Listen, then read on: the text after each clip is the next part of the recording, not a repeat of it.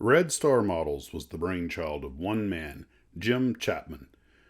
It was a small British kit model company that would eventually make 4 kits of Russian aircraft: 3 World War II fighter planes, the MiG-3, the Yak-3, and the Lag-3, plus 1 World War I biplane, the Anatra DS Anasali observation aircraft.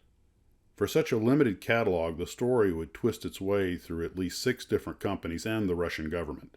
But before we get into that, we must hop in the Wayback Machine and talk about the complicated path these molds took to end up as Red Star models. The story begins with the demise of Frog models and the availability of their molds. In the early 1970s, the UK was in a recession, and the plastic kit model industry was hit hard. Frog was unable to survive, with many modelers preferring other brands. Even the domestic market showed a strong preference for Airfix. Frog had 169 molds that were made from the mid-50s until the 70s, and 4 of these molds would later become the Red Star kits. These molds, that would be known as the Russian molds, were completed by Rovex, which was owned by Dunby Convex Marks, or DCM. They had been specifically made for the USSR, but for a litany of reasons were never sent there. Frog was acquired by DCM in 1971. In 1974, DCM decided to sell the Frog molds. Revell bought the molds for Axis planes, but many others ended up in Russia. DCM had put the Frog assets under their subsidiary Rovex. Rovex had made a deal to have selected Frog molds sent to Russia, to have the kits produced there and then sent back to the UK for distribution. This was done via a Russian state-owned enterprise called Novo Export. Rovex would start an organization called Novo to handle this. This is one reason so many people mistakenly thought Novo was a Russian company. The Russians were particularly interested in making kits of Russian subjects for domestic sales in Russia.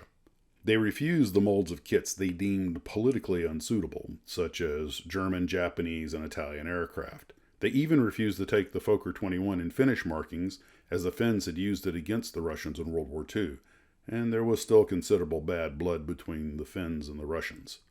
Once the 140,000 box bottoms were reprinted without Finnish markings, it was allowed. The Russians refused to pay for the molds in cash, so a deal was struck where Novo would take payment in raw kits. These kits were sent to the UK, where they were boxed, had decal and instruction sheets added, and were then distributed. After a contracted number of kits were made, the Russians would assume ownership of the molds. The kits sold well despite the low quality of the Russian styrene, but there were many, and I mean many, issues in dealing with the Russians. So many issues, in fact, that might be the subject for another video. Some of the main problems were both the quality and quantity delivered by the Russians, who had the molds spread over many factories across the USSR. There were at least 6 of the remaining Frog molds that never got to Russia, including the 4 that would later make up the Red Star model kits when DCM went into receivership. As I understand it, under British law at the time, that meant that all of DCM's subsidiaries went into receivership by default, even though Novo was still turning a profit. This brings us to 1982, when Jim Chapman, the subsequent founder of Red Star Models, was on vacation in the Soviet Union. He wanted to purchase some kits for himself and stumbled onto the rumor that the Russian Toy and Hobby Authority, and yes, that was a thing in Russia, was interested in the possibility of exporting a range of ex-Frog kits to the West. After all, they still had the molds, and Novo had gone under with DCM 2 years earlier, thereby depriving Novo exports of their Western customer.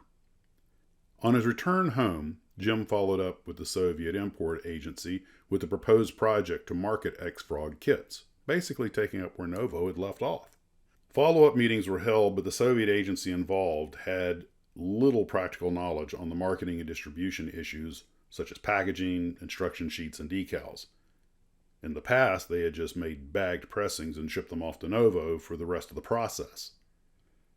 They were so inexperienced at marketing the entire box kit that they had considered using stickers for decals. They even ran some test sheets. Capital Model Supply, or CMS, was deemed to be a suitable distributor by the Russians, and this is where Jim learned of the existence of the 4 molds later acquired by Red Star. Initially, he was asked to figure out the cost to acquire and market these molds as an ancillary project for the main import scheme, but the Soviets understandably wanted to wait until the main scheme was underway.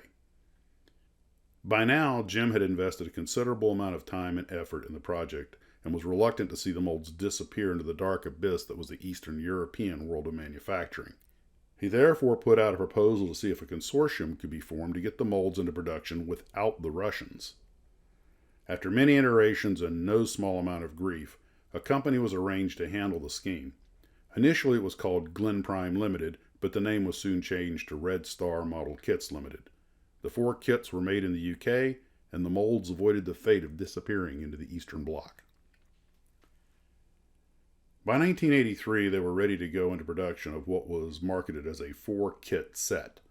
On Halloween of that year, CMS, who had been retained as the sole distributor and ordered an initial run of 7,000 sets, took delivery of the first 3,000. Only around 2,000 of these were sold as sets. The rest were repacked singly in polythene bags with header cards. This was done primarily to fill orders for the U.S. market. Most sets had a red and white label, but a few of the last ones, sold after October '84, had replaced this with a photocopy.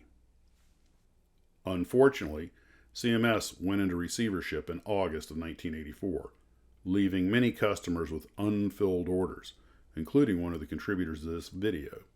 Sorry about that, Paul. There were attempts to get the intended backers of CMS's Soviet import scheme to continue, but they were ultimately unsuccessful.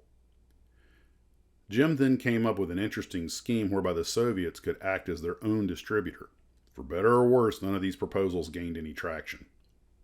In March 1985, Red Star offered to run such a project on behalf of the Soviets, and, to ensure that there was no financial risk to the Soviets, Jim offered to surrender Red Star's molds as payment. At first, the Soviets accepted the plan, but later they changed their mind. Other proposals were made, but were also turned down. Eventually, a simple offer to purchase former Frog kits for cash was put forward.